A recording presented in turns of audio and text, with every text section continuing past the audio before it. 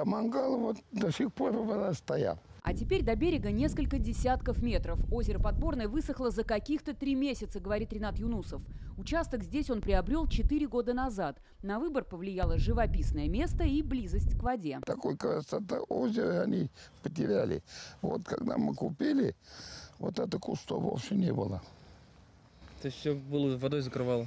Вовсе здесь рыбачили вот оттуда. Вон большая дерево стоит, вон. Вот оттуда рыбы все. Много водилось? А? Рыбы много водилось? Много. Все вот здесь ловили все.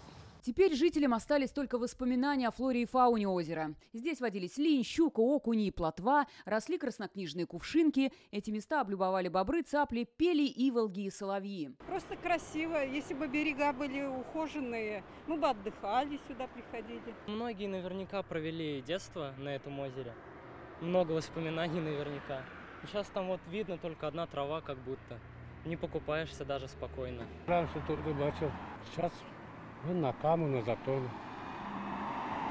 Раньше тут сидел всегда.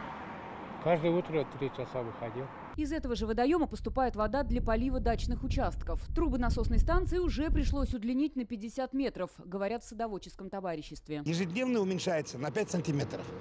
То есть там где-то было 70 сантиметров, ну я 50 беру, 20 остается, он не может взять. Хватит где-то, дней 10, это максимум.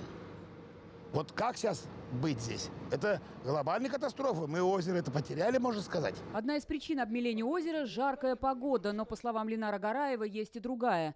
Стоки из старого городского коллектора текут в лес, оттуда в огороды дачников. Затопив участки, вода попадает в озеро, унося с собой сухостой, почву и песок. Все это остается на дне водоема. 1000 кубов песка, ила, надо его как-то намывать, вывозить. Я не знаю, как это делать. Если решать вопрос, надо было глобально, когда я 10 лет там назад обращался.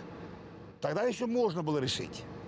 А сейчас уже я не знаю его, как решать. Решить проблему оперативно невозможно. Такой ответ дали в отделе охраны труда и окружающей среды исполкома. По словам специалистов, вода из этого водоема для нужд дачников берется без разрешения. Для забора воды требуется получить соответствующее решение. В отношении данного объекта его выдает Министерство экологии республики. К сожалению, на территории района ни одним СНТ такое разрешение не получено. При его наличии СНТ обязана обеспечить контроль за объемом забираемой воды, а также реализовать природоохранные мероприятия.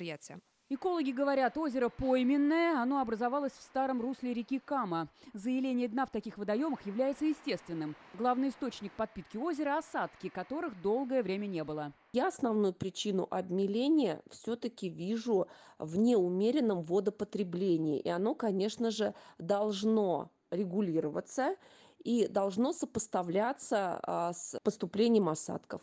Единственный вариант, по словам специалистов, это экономия и поиск альтернативных способов забора воды. Что касается реконструкции коллектора, проектирование запланировано на 2024 год. Светлана Звонарева, Александр Халин, Булат Абдульманов, ТНВ, Нижнекамск.